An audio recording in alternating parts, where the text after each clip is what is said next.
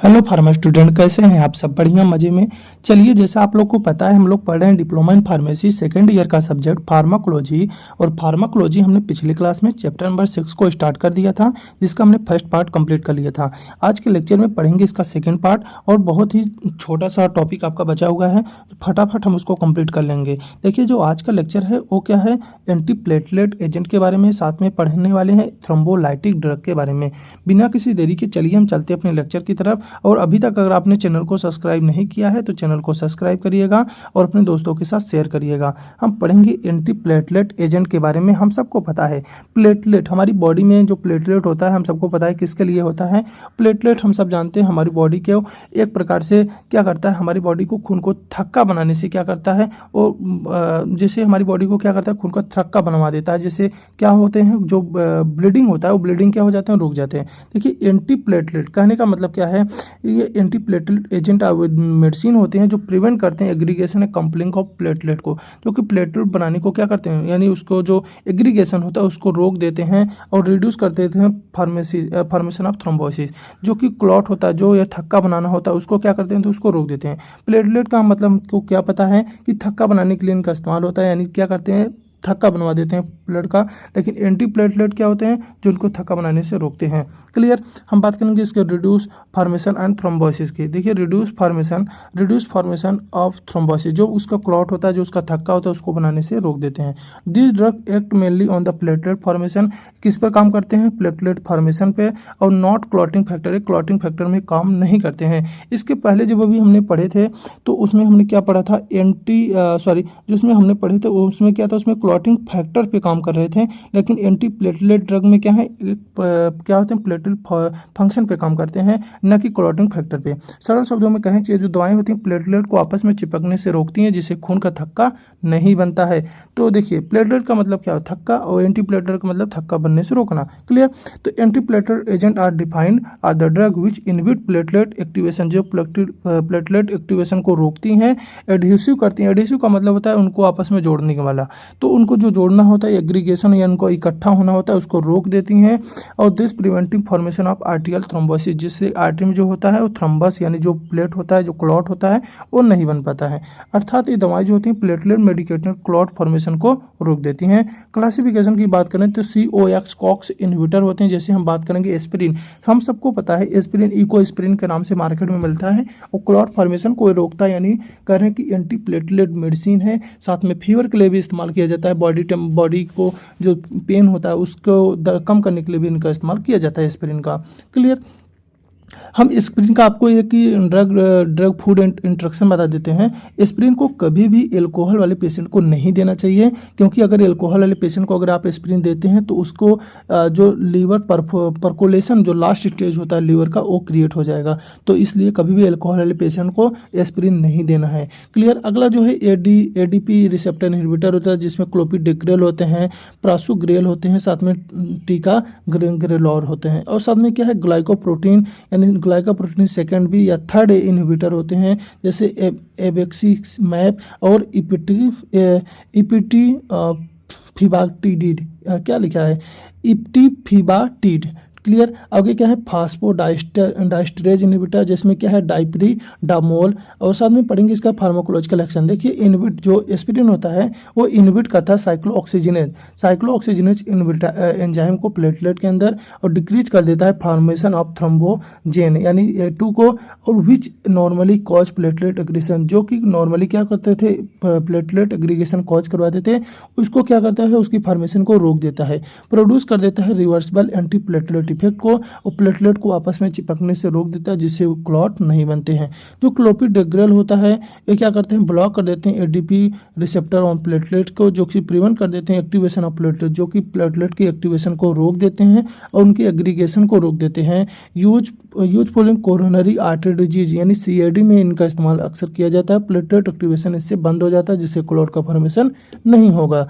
अगला क्या है, ग्लाइकोप्रोटीन सेकंड भी या थर्ड इनहिबिटर, ब्लॉक कर देंगे final common pathway of platelet aggregation, जिससे प्लेटलेट का जो एग्रीगेशन है वो क्या पाथवे रुक जाएगा, ब्लॉक हो जाएगा, प्रिवेंट हो जाएंगे binding of fibrinogen to platelet, जिससे फाइब्रिनोजन जो होते हैं जो क्लॉटिंग फैक्टर है वो क्या प्लेटलेट से बाइंड नहीं हो पाएंगे।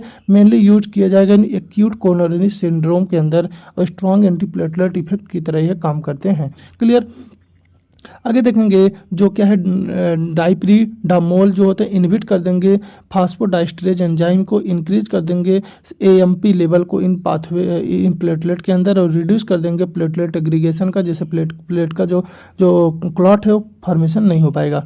डोजेस की बात करें तो एस्पिरिन दिया जाता है 75 से 150 mg ओरली दिन में एक बार, क्लोपिडेग्रेल दिया जाता है 75 mg से ओरली दिन में एक बार, प्रोगोसुगल दिया जाता है 10 mg ओरली दिन में एक बार, ट्राइग्रेसोल दिया जाता है 90 mg ओरली दिन में 2 बार और डाइप्रीडामोल दिया जाता है 75 से 100 mg दिन में 3 से 4 बार दिया जाता है।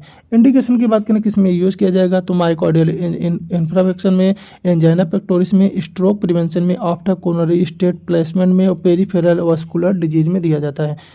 कंट्राइंडिकेशन किस में नहीं देना है, एक्टिव ब्लीडिंग हो रहा हो यानी आपके सामने ब्लीडिंग हो रहा है तो नहीं देंगे, पेप्टिक अल्सर डिजीज है तो नहीं देंगे, ब्लीडिंग डिसऑर्डर है नहीं देंगे, सीवियर लिवर डिजीज है नहीं देंगे, हाइपर सेंसिटिविटी है तो हम दवाओं को नहीं देंगे। क्लियर। जो अपना अगला लास्ट ड्रग बचा है क्या, थ्रोम्बोलाइटिक ड्रग। थ्रोम्बोलाइटिक ड्रग समझिए, थ्रोम्बोलाइटिक ड्रग अभी हमने देखा था कि क्या करते थे, एक क्लॉट बनने से रोक रहे थे ऊपर, अभी क्या करता है डिजॉल्व करता है, जो बना हुआ क्लॉट है वो क्या होता है उसे डिजॉल्व करता है, उसे तोड़ता है। नाम से क्लियर है थ्रोम्बो। थ्रोम्बो का मतलब होता है हमारा क्लॉट जिसको हम थक्का बोलते हैं, खून का थक्का बन गया है, थ्रोम्बोस बन गया है, और लाइटिक का मतलब होता है तोड़ना। तो थ्रोम्बोलाइटिक मतलब ऐसी मेडिसिन जो कि क्लॉट को क्या कर रहे हैं, जो कि क्लॉट को तोड़ रहे हैं। तो कह रहे हैं कि thrombolytic are the drug which are used to dissolve already formed clot, जो कि पहले से बना हुआ क्लॉट है उसे डिजॉल्व करने के लिए इनका इस्तेमाल किया जा रहा है by activating plasminogen into plasmin. कहने क्या करता है, एक्टिवेट करता है किसको, प्लाज्मिनोजन को प्लाज्मिन में, और प्लाज्मिन ही क्या करता है हमारी जो क्लॉट होते हैं उनको तोड़ने के लिए रिस्पॉन्सिबल होता है। सरल शब्दों में कह सकते हैं कि जो दवाएं पहले से बने ब्लड क्लॉट को घोल देती हैं उन्हें थ्रोम्बोलाइटिक ड्रग कहा जाता है। क्लासिफिकेशन की बात करें तो फाइब्रिन स्पेसिफिक थ्रोम्बोलाइटिक्स होते हैं जैसे एल्टेप्लेज, रेटिप्लेज और टेनेक्टेप्लेज। क्लियर। अगला के नॉन फाइब्रिन स्पेसिफिक जैसे स्ट्रेप्टोकाइनेज, सबसे मोस्ट कॉमन स्ट्रेप्टोकाइनेज और यूरोकाइनेज मोस्ट कॉमन यूज किया जाता है स्ट्रेप्टोकाइनेज को, यूरोकाइनेज को। क्लियर। फार्माकोलॉजिकल एक्शन की बात करें तो ये जो ड्रग होते हैं प्लाज्मिनोजन को प्लाज्मिन में कन्वर्ट करते हैं। प्लाज्मिन एक एंजाइम है जो फाइब्रिन क्लॉट को तोड़ता है और रिजल्ट क्या दिखने को मिलता है, ब्लड क्लॉट डिजॉल्व हो जाते हैं और ब्लड वेसल्स फिर से ओपन हो जाते हैं। मान लीजिए आपके ब्लड वेसल्स में क्लॉट बन गया है तो उसको तोड़ने के लिए तो यूज किया जाएगा इन थ्रोम्बोलाइटिक मेडिसिन का, जिसके कारण क्या होगा, प्लाज्मिन में प्लाज्मिन फाइब्रिन तोड़ेगा उससे क्लॉट खत्म हो जाएगा। क्लियर। आगे बात करेंगे जैसे स्ट्रेप्टोकाइनेज क्या करेगा, प्लाज्मिनोजन के साथ कॉम्प्लेक्स बनाकर प्लाज्मिन एक्टिवेट कर देता है और एक क्लॉट के बाहर और अंदर दोनों जगह काम करता है, इसलिए ब्लीडिंग का रिस्क ज़्यादा होता है, एलर्जी की संभावना भी रहती है। आगे हम बात करेंगे इसके यूरोकाइनेज क्या करता है, डायरेक्ट प्लाज्मिनोजन को प्लाज्मिन में बदल देता है, इम्यून रिएक्शन कम कर देता है, स्ट्रेप्टोकाइनेज से थोड़ा सेफर माना जाता है। एटेप्लाज, रेटेप्लाज या टेंटेक्टेप्लाज ये जो ड्रग होते हैं सिर्फ फाइब्रिन क्लॉट पर सिलेक्टिव एक्शन करती हैं, नॉर्मल सर्कुलेटिंग प्लाज्मिनोजन पर कम इफेक्ट करती हैं, इसलिए ब्लीडिंग कंपेरेटिवली कम होता है। स्ट्रोक एंड हार्ट अटैक में इनको ज़्यादा प्रेफर माना जाता है, यानी इनका इस्तेमाल ज़्यादा होता है। डोजेज की बात करें तो स्ट्रेप्टोकाइनेज जो होता है 1.5 million international unit IV infusion के थ्रू ओवर 60 मिनट दिया जाता है। एटेप्लाज जो दिया जाता है 0.9 mg पर किग्रा इंट्रावेनस दिया जाता है। टेक्टेनोप्लाज जो दिया जाता है सिंगल आईवी बोलस के रूप में दिया जाता है। इंडिकेशन की बात करें किसमें इनका यूज करना है तो एक्यूट मायोकार्डियल इन्फेक्शन हो, अचानक से आपकी वार्ड में क्या हो, वेसल्स में क्या हो, अगर मान लीजिए क्लॉट बन गया है उसको खत्म करना हो, इस्केमिक स्ट्रोक हो, पल्मोनरी एम्बोलिज्म हो, डीप वेन थ्रोम्बोसिस हो, तो इनमें इनका इस्तेमाल किया जाएगा। हम बात करेंगे कंट्राइंडिकेशन की। कंट्राइंडिकेशन किसमें नहीं देना है, एक्टिव इंटरनल ब्लीडिंग हो रहा है, रिसेंट में कोई सर्जरी या ट्रॉमा था, सीवियर अनकंट्रोल हाइपरटेंशन हो, हिस्ट्री ऑफ हीमोरॉजिक स्ट्रोक है, ब्लड से रिलेटेड स्ट्रोक से रिलेटेड कोई इसकी हिस्ट्री हो, प्रेगनेंसी का टाइम हो, तो इस टाइम पे हम दवा को अवॉइड करेंगे, नहीं देंगे। इसी के साथ साथ आपका ये जो लेक्चर था ये खत्म हो जाता है और लेक्चर के साथ साथ आपका चैप्टर भी खत्म हो जाता है।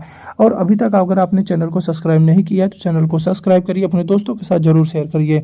ठीक है, तब तक के लिए पढ़ते रहिए। Bye bye.